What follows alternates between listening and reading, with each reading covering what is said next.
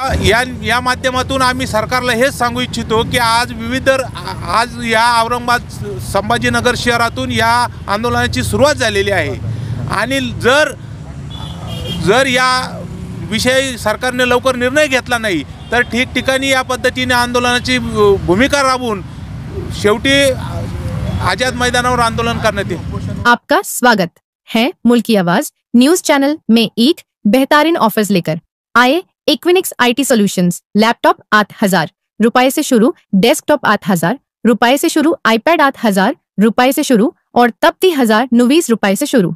सभी डिवाइस पर 3 महीने से लेकर 6 महीने तक गारंटी वारंटी अवेलेबल है। बिल्कुल ही new laptop, best performance, best battery performance, आप एक बेहतरीन लैपटॉप के पात्र हैं। महाराष्ट्रामध्ये अनुसूचित जातीमध्ये 59 जातींचा समावेश आहे। मात्र गेल्या अनेक वर्षापासून काही विशिष्ट जातींना या आरक्षणाचा लाभ मिळताना दिसून येतो। त्यामुळे ज्या लाभ वंचित जाती आहेत त्यांनी मग मातंग असन, मेहतर असन किंवा इतर जे उरलेल्या 58-57 जाती आहे त्यांनी आम्हालाही आमचा हिस्सा मिळाला पाहिजे म्हणून सरकारकडे वेळोवेळी मागणी केली। लोकस्वराज्य आंदोलनाचे आमचे नेते प्राध्यापक रामचंद्र भरांडे गेल्या 20-25 वर्षापासून अनुसूचित जातीच्या आरक्षणाचं वर्गीकरण करावं अशी मागणी घेऊन अनेक पदयात्रा, परिसंवाद, मोर्चे, आंदोलनं यांच्या माध्यमातून हा विषय सरकारपर्यंत नेण्याचा प्रयत्न करत आहे। मात्र गेल्या अनेक वर्षापासून या विषयाकडे दुर्लक्ष केलं जात आहे। या विषयाच्या अनेक याचिका सर्वोच्च न्यायालयात प्रलंबित होत्या।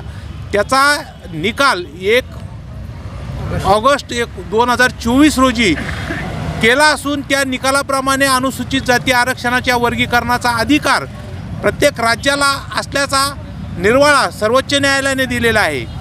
मागील काही दिवसापूर्वी किंवा निवडणुकीच्या पूर्वी आमच्या समाजाच्या अनेक संघटना या अनुसूचित जातीच्या आरक्षणाचं वर्गीकरण करावं ही मागणी सातत्यानं करत होते।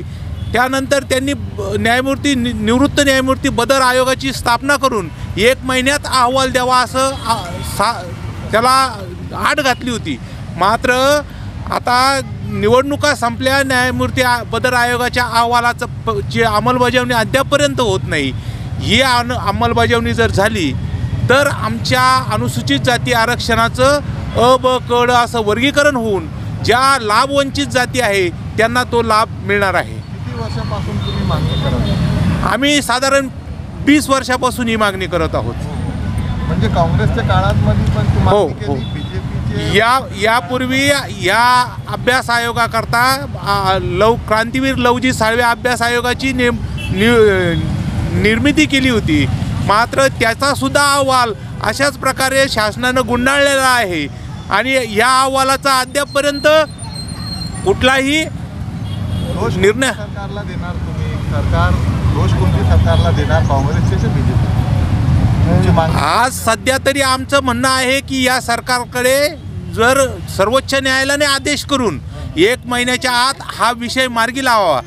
आता जर बघितलं तर कर्नाटक असन, तेलंगणा असन, हरियाणा असन, पंजाब असन या वेगवेगळ्या राज्यात जर अनुसूचित जाती आरक्षणाचं वर्गीकरण केलं तर आज आमची मागणी या सरकारकडेच आहे की तुम्हालाही ही सर्वोच्च न्यायालयाच्या आदेशाचं पालन करणं आवश्यक आहे। एक मराठा आरक्षण तुम्हाला माहीतच आहे, जरांगे पाटील मराठा आरक्षण पूर्ण महाराष्ट्राचे मराठे एक झाले, तुमच्या समोरच्या का नाही काढत? आम्ही यापूर्वी संभाजीनगर ते नांदेड अशी पदयात्रा झाली होती।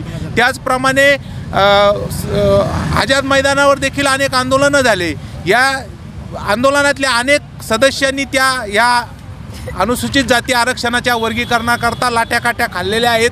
2018 साली आमच्या प्राध्यापक रामचंद्र भरांडे यांच्यासह शेकडो कार्यकर्त्यांना आम्हाला जखमी व्हावं लागलं या आंदोलनाकरता। जरांगे पाटीलने हे पण सांगितलेलं आहे की मला जे समाज आहे ते त्यांच्यासोबत आहे, तुम्ही भेट घालणार का, काय त्यांना मान देणार का तुम्ही, का तुम्ही तुमची लढाई स्वतः लढणार? नाही, जे अनुसूचित जाती आरक्षणाच्या वर्गीकरणाकरता जे सक्षम समाज आमच्यापर्यंत येतील किंवा आम्ही त्यांच्यापर्यंत जायला तयार आहोत। फक्त आमची मागणी आता अशी आहे की सर्वोच्च न्यायालयाने जर आदेश केला असेल तर त्या आदेशाची अंमलबजावणी राज्य सरकारनं करावी। पण तुम्ही सरकारला जागवणार का? म्हणजे एक मोठं आंदोलन काय याचा या माध्यमातून आम्ही सरकारला हेच सांगू इच्छितो की आज या औरंगाबाद संभाजीनगर शहरातून या आंदोलनाची सुरुवात झालेली आहे आणि जर या विषयी सरकारने लवकर निर्णय घेतला नाही तर ठिकठिकाणी या पद्धतीने आंदोलनाची भूमिका राबवून शेवटी आझाद मैदानावर आंदोलन करण्यात येईल.